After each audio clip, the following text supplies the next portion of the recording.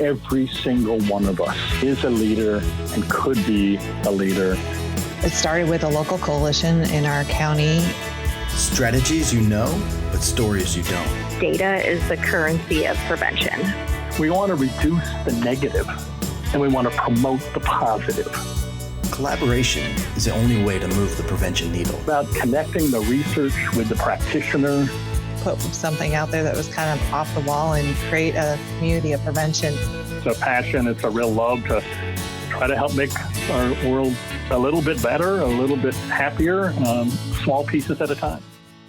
This is the Mid-America PTTC podcast, where we believe prevention is better together, and together we are stronger.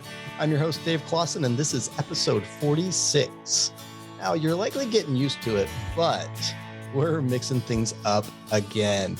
Just trying to keep you on your toes. We're making some changes here at the Mid-America PTTC, and quite frankly, we're excited to share those changes with you today. I'm actually stepping out of the director role and turning things over to the one and only Steve Miller. So on today's episode, you're going to be able to get to know Steve a little bit, learn about his rich history with prevention, and some of the upcoming PTTC plans. But before we get into the content, we would like to thank our funder, the Substance Abuse and Mental Health Services Administration. And a quick note, although funded by SAMHSA, the content of this recording does not necessarily reflect the views of SAMHSA. Now, without further ado, let's get into the content. All right. Hey, welcome to the show, Mr. One and Only Steve Miller. Hey, it's good to be here. I don't know what you mean by one and only, but there probably is only one of me. So, hey, yes, indeed. You are. I wondered. Okay. So, Dave, it is a new job for me, but did you put that in there that this is not necessarily the belief of our funder, SAMHSA? Was that added in there just because you're interviewing me today? Cough, cough, wink, wink. I don't recall. No, you are good to go. All right. Well, listeners, Steve and I had just been chatting away probably for about 2 hours. Finally, we said, wait a second, we're supposed to be recording a podcast episode. We've just been having such a great time chatting and connecting, but I'm excited for y'all to get to know Steve a little bit. Shout out to Kansas. Steve, you joining us. You come from Kansas, right? I absolutely do. I'm a Midwest boy, born and bred. Now living in Missouri, but I hail from Kansas. Hailing from Kansas. All right. Keeping it close in the region. Hey, there is a lot of amazing stuff going on here in the Mid-America region, of course. But as you know from the past episodes, I like to ask the guests, how'd you come to work in prevention? I know you've shared with me a little bit, but I'd love to just unpack that a little bit for our listeners. How did you come to work in prevention? Well, Dave, you kind of know that it's like that old Beatles song. It's the long and winding road is how I ended at this doorstep. Years ago, I'm a person myself with a history of substance misuse. And years ago, I worked in a treatment center, and part of their contract was to facilitate a DUI school. And I really kind of gravitated towards, being in front of the classroom kind of as a teacher or a facilitator of the curriculum. But I remember thinking at the time, there's got to be something before the red lights go on behind you, and you find yourself with a DUI, and you're in this classroom, and we're trying to persuade you to not get behind the wheel again. And there is a pretty high recidivism rate when it comes to DUI. And I just would think there's got to be something before this, and not really knowing anything about the prevention that I know now. And then fast forward a few years, when I had moved to Missouri, I saw a postcard actually came in the mail, and it was a postcard that was promoting, reduction of teen drinking and driving. And I thought, man, that would be a cool place to work. And then, let's fast forward a couple of years later, and I just happened to see this job posting. I think it was like on Indeed.com or something. And I thought it said that, someone that likes to speak in public and likes to lead group facilitations, that is a kind of that public personality kind of thing, and was interested in substance use prevention. And I was like, wow, that sounds like a job right up my alley, not really knowing anything about it at all. And of course, went through the interview process. And the next thing I know, they're offering me a job. And it completely opened up my eyes to what prevention of substance is. I had no idea. I was raised kind of in that era of just say no, or this is your brain on drugs, but not really understanding what a strategic prevention framework was, or that prevention was actually a profession that people gravitated towards. I really didn't understand that, but it brought back all those memories that I've already described, that there has to be something before the onset of problems in an individual's life. And that's really what I've learned that prevention is about, is stopping something before it actually becomes that problem. And so I launched into prevention thinking at the time, I'll give this a run. And I at the time thought, we'll see if I like it or not. And I'll say 3 years. And lo and behold, 12 years has come and gone really quick. So it's safe to say that I do like this. I do like this profession. It really fits me well. So I'm glad to kind of step up my role from what I, had done in the past to being here, kind of at the helm of the prevention at the PTTC for Mid-America, because not only do I have a history of bringing in the substance use prevention work, but what we're doing here today, you and I've already kind of shared about that. Prior to the whole history in recovery and getting into prevention, I spent a combined 17 years working in radio and television broadcasting. So it's been a long time since I've been behind the microphone like this, but it brings back those memories. And then, of course, we're all kind of getting used to being on Zoom and having our face out there, video wise. And so I'm really getting an opportunity to kind of bring all of that history that I have as far as professional career, all under one umbrella, so to speak, with the media aspect and the prevention aspect, all kind of colliding here at the Mid-America PTTC. So yeah, I'm ready to get in and sit down and hold on. Here we go. I love it. And if any of the listeners in Kansas thought to yourself, gosh, I feel like I've heard that voice before, and you happen to listen to Steve back on the radio, then you should definitely drop us a note. We would love to hear some of those great stories. Well, maybe. So yeah, that's funny you say that though, because I volunteer for a local NPR station here where I live, and every once in a while someone will say, "Hey, I know who you are because I heard you talking," and they can put my voice to what they heard on the radio, which I think is just so interesting. Mm-hmm. Yeah. I dig it.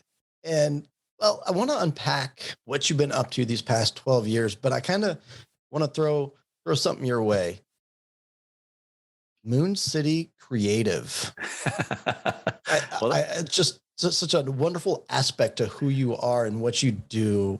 You got to share that with the listeners. That's a complete sideline. That's a complete sideline from everything we're talking about. That's why that's one of those things. Some people call it a side hustle. To me, it's kind of a hobby, if you will. So, what that really comes down to, and it really it could at some point, I guess, have a bearing on the prevention work that I do for a living. But the Moon City Creative District is actually an artist live work district. So in people's minds, they might think like artist colony or something like that. But we're a neighborhood on the north side of Springfield that we are a collective of creative individuals that have gotten together, and we've worked with the city, and we've set up some boundaries, and we have this opportunity to live where we live, work our craft from our home, and then because of a zoning ordinance that we were able to put into place, we actually are allowed to have limited retail from our home. So we're zoned residential. It's a real benefit. So you can kind of live, work, and play right here with your craft. And we do things like small and a larger scale arts show every year. We do gallery tours where we invite people into our homes and showcase what we do, and sell a few items here or there. But it's really all for fun, and it's really made a huge difference. And if you're ever in the neighborhood, you can find our district on the north side because we work in a partnership with city utilities, and our boundaries, we've painted the utility poles, and we have 175 poles that have a unique image on them. We invite the public in twice a year, and that's how you kind of know you're within our little neighborhood. You can see all of these painted poles as you drive through. So yeah, it's a great place to, I guess I can say it's a great place to live, work, and now conduct a podcast from. Yes. And I know I kind of just threw that out there, but what I'm hearing is community building. It really is. Yeah. And that's what's interesting is, I like I said, with the whole media side and doing prevention and all of this kind of coming together, that's what really, I think, really grabbed me early on with prevention. I mean, at the heart of it is, and I've got that heart that wants to prevent substance use from becoming a problem for anyone. We usually target, a younger audience, so we want to try to prevent it before it becomes a problem with adolescents or the teen experience. But one of the things that I realized is that what comes out of all this work is we are building a community. We're really trying to bring together 1s, 3s, 5s, and 12s of us around the table to prevent underage drinking or illicit use of drugs, and how those can have life-changing repercussions and consequences for someone, which starts out to be just for fun, and the next thing you know, it starts to become a problem. And it's not something that you do in a vacuum as a prevention specialist, or that I do.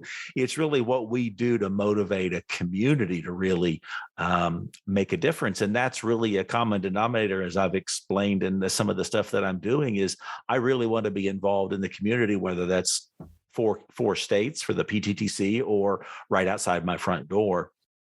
I want to connect with community in some way, and that's really what was the ground for doing prevention at the previous role I had. It was a lot of community and coalition building. We covered 21 counties in Southwest Missouri, and I worked from anywhere with 6 to 8 different communities at a time, just really answering the phone when they call and help them really start to dig in and to address whatever problems they had identified, or we would help them identify through using the strategic prevention framework. So really doing that assessment, and you build not only coalitions or a sense of community, but you actually build a bond and you build friendships. I still get phone calls, and I still call some of those people, even if they're not actively engaged, because we found, kind of that common denominator under the hood of this thing called prevention, and everything that I feel like I've built into this 12-year career of prevention really brings everything that I've been talking about under the same umbrella. And we're talking about community building and art and music and video and all of those exciting things that have been a part of what I've known and loved for a long time. So yeah, it's exciting to be here and build community now. Beyond Southwest Missouri, now we're talking Kansas, Nebraska, Missouri, and Iowa. So, and beyond, because who knows where this podcast will get heard. That's right. And so, listeners, that we believe prevention is better together. We believe in community. I don't know about y'all, but pretty daggone sure Steve is living that through his community building in Moon City Creative also. Now, you kind of started to tease a little bit that your previous prevention position, you did a lot of community and coalition work. How else did you pull those rich histories, your experiences with radio, TV? How did you pull that forward into your work you were doing? Well, that's one of the interesting things, when you get into prevention work, and a lot of us, well, not a lot of us, most of us work for nonprofits, so we have limited budgets and we have big ideas. And one of the things we always want to do is try to reach a bigger audience, and that's what a podcast will help you do. And one of the things that we got to talking about early on, because I had a media background, and I part of that radio time split into I actually worked for public television for a while and kind of got used to being behind a camera, or looking for a story through a camera lens, so to speak. And so we started a video series several years ago. It's called the HELP series, and the HELP is an acronym for Helping Everyone Learn Prevention, HELP. And it really is short form videos about how to address a specific substance of abuse, how to build a coalition, how to become a champion for a coalition, how to address drug endangered children or a domestic violence situation, like how to build coalition or community initiatives to resolve these problems in your community. And we just came up with a list of topics, and we just started scripting them out and would record them one after another. I think when I departed, we were somewhere in the neighborhood of about 35 different titles that we had posted over the years. And they're anywhere from 5 to 7 to, I think the longest one maybe ran 10 minutes. And we just fished out those topics either that we were interested about, or people in the audience said they'd like to know more about. And then, beyond doing the video series, when the pandemic hit a few years ago, everybody kind of scrambled from going out into community in real time, but we knew that we still had to deliver prevention to a community. And along came the idea of Zoom. That's how we started convening for meetings. And then we started doing trainings. And then I remember crossing Dave Clausen's path several years ago, because they were doing trainings about how to do trainings on Zoom, that kind of stuff. And so we came up with a project that I had heard about through one of the online virtual spaces I was in. And we started doing this an initiative called the Prevention Perk. And the perk idea comes from an online coffee shop. So you get your perk from a cup of coffee, and we would convene twice a month and just kind of have a open dialogue about a specific subject matter, how to get through the pandemic, how to connect if you're in a rural community and your broadband is at, low speed, how to brainstorm with people that had different ideas, or how to fundraise, or how to write a grant successfully, how to start thinking differently around the social media spectrum. And so that was another really ingenious way of coming from, a low budget nonprofit status where, we're trying to always grow our audience on a shoestring, so to speak. And all those videos and doing the perk, it was just time investment, really. We just figured out how to shoot video, how to edit it, and how to put it on YouTube, and all of that stuff anyone can learn to do. It just takes a little bit of creative investigation. Leveraging technology to build community, foster new partnerships and connection. Sounds like that's what we do here too. Yeah. So we are so glad to have you.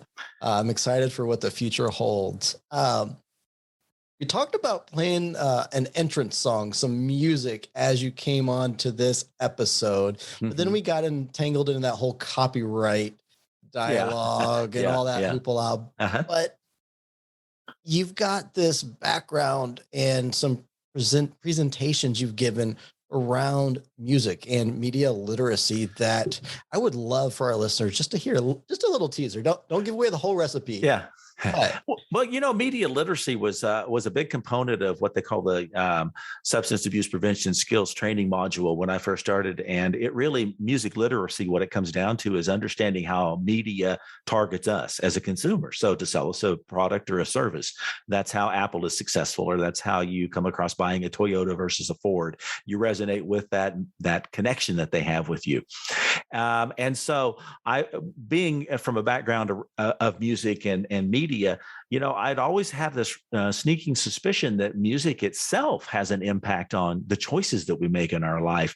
And that was a project that I did a few years back where I just kind of started looking into the research, and lo and behold, I found out that, yeah, music plays a significant role in the choices that we make in our lives, especially when it comes to the developing adolescent brain, because it's a very formidable time in our lives and we're looking for identity, and music can help to shape that. In a lot of ways.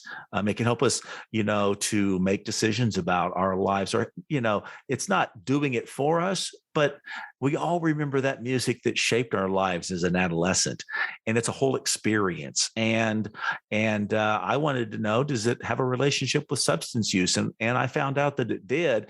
That took me back full circle to then thinking I'd really like to take this idea of how music impacts our choices and really now start looking at how media itself, and we all are touched by social media today. How does that impact the choice of an individual? And my primary default is going to be, how does social media impact the developing mind of an adolescent? Because I think if you're a parent, you have that question on your mind in today's world. If you don't have it for yourself, how is this social media impacting who I am and the way I live my life and the choices that I make around it? And so I find that for me, media means a whole spectrum of things. And I'm excited because Dave has introduced me to some people just in the short period of time that we've been associated through the PTTC, to some people that think like-minded to the way I do. And we've already started some conversations about how we might build some kind of a platform moving forward to kind of broaden the understanding of how media does impact our choice.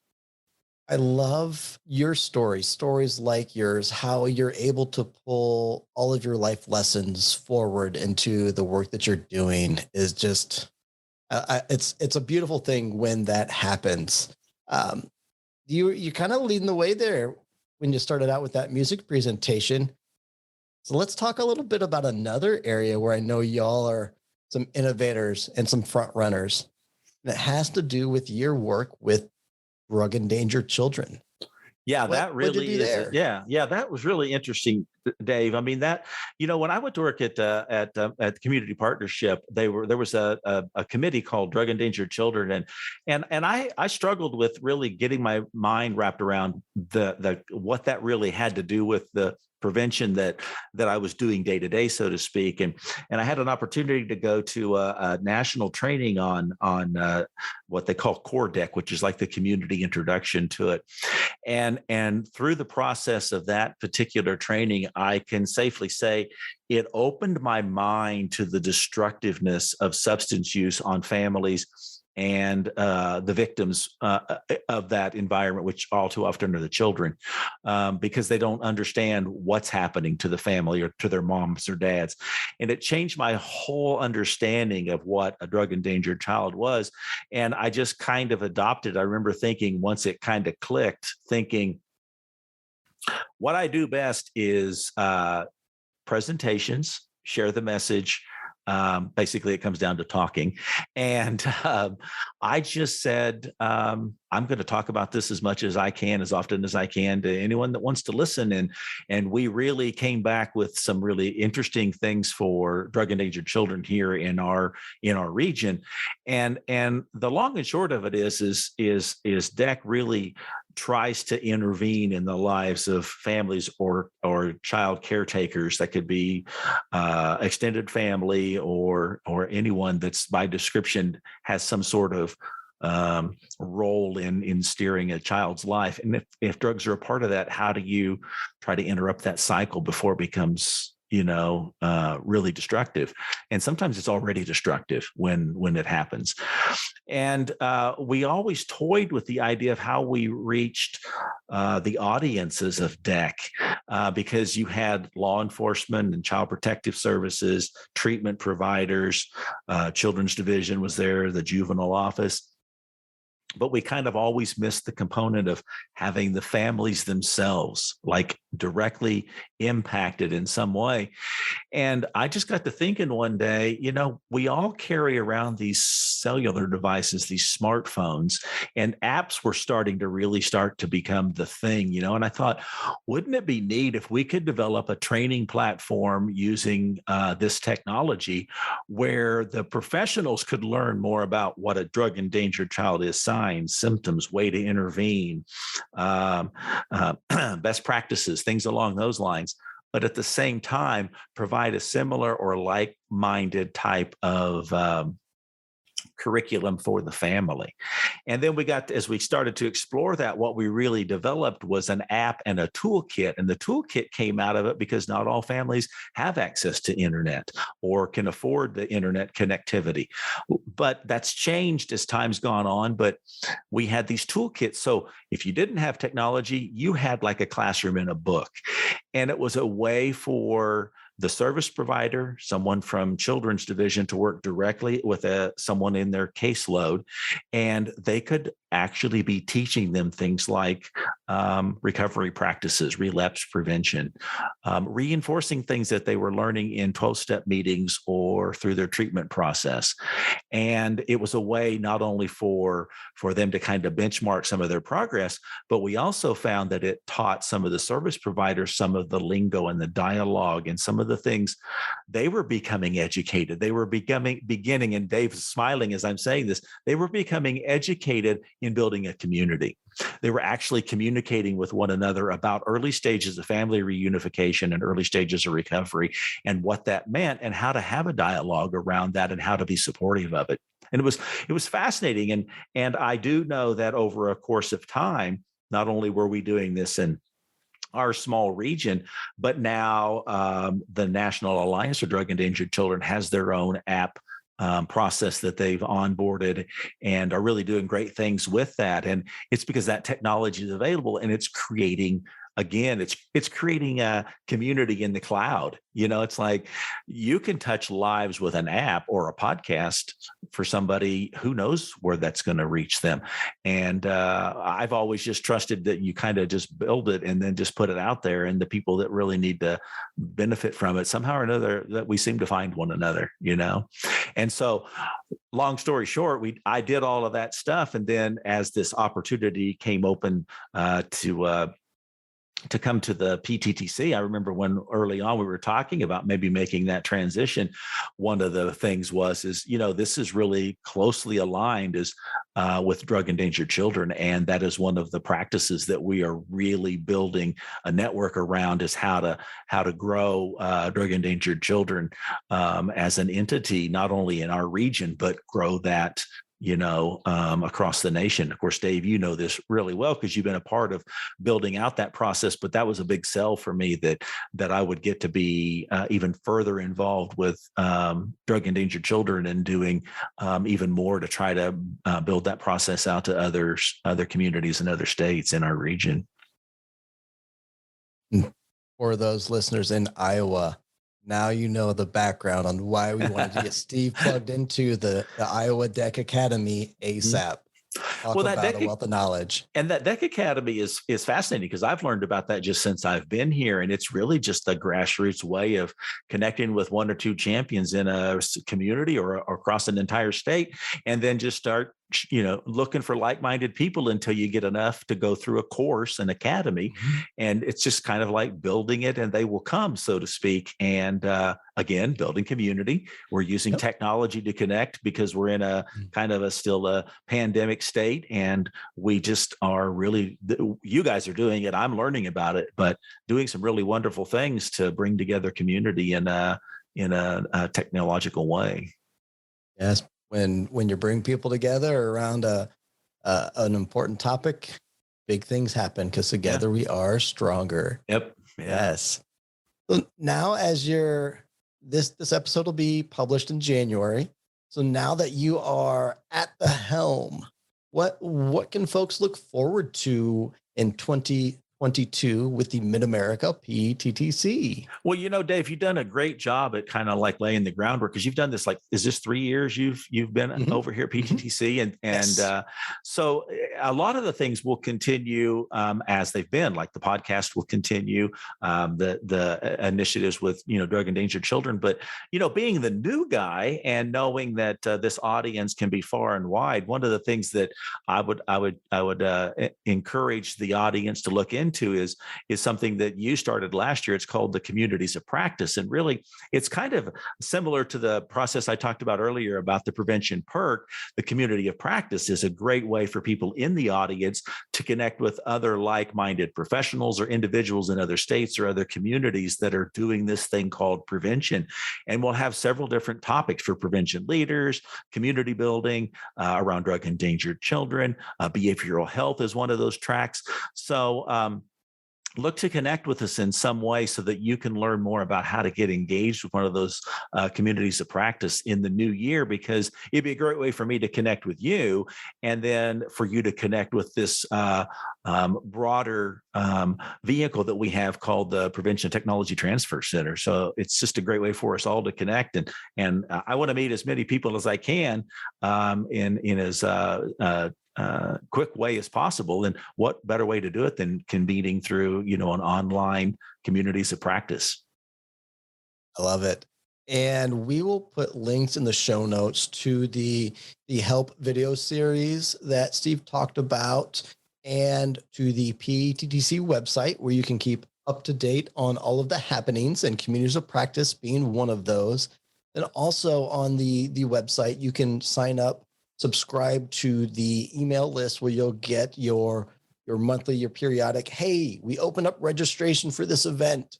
So be sure to put your email in for that so y'all don't miss out. But hey, Steve, we've been chatting for a while. These folks might be tired of listening to our voices. What do you say we start to bring this episode to a close? Absolutely. All right. Well, here comes the one big question. The big question. Yes. I like to close each episode with what is one takeaway you want these listeners to leave with? If they're going to remember one thing, remember this. Or, hey, be sure to go out and do this. What do you got for us? Well, I this is an easy one for me, because we have to give credit where credit is due, because it was your brainchild. But what we've been talking about as far as prevention, what I do, where my heart lies in this activity is prevention is better together, and together we are stronger. So connect with the PTTC through a community of practice, or connect with me as the new director here. But really, the call to action and what I want you to do next is really understand that this isn't what I'm doing or what Dave's done. It's what we're all doing together, and we want you to be a part of that. And with that, it has been a pleasure. Listeners, I've enjoyed every minute of the last 3 years. And Steve, I've enjoyed every single minute of this podcast episode. And just know we're going to have many more conversations to come. This is not it. I want to say Julie Stevens says prevention is like Hotel California. You might check out, but you never actually leave. I feel that. All right. Well, thanks for joining me. And I'm just happy. I'm excited to see what the future holds for the region. That concludes this episode.